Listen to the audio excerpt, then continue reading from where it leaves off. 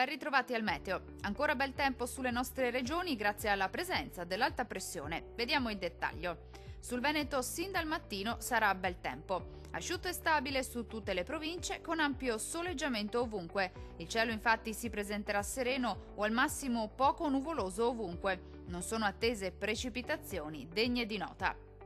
Temperature in aumento. Minime tra 7 e 11 gradi. Massime comprese invece tra 20 e 24 gradi. Vediamo ora che tempo farà sul Friuli Venezia Giulia.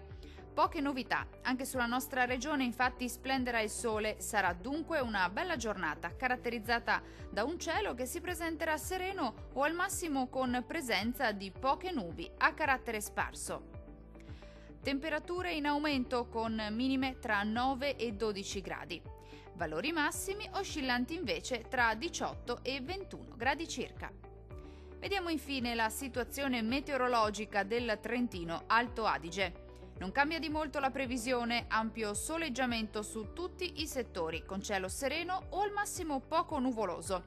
Nel pomeriggio non si escludono delle piogge sui settori alpini di confine.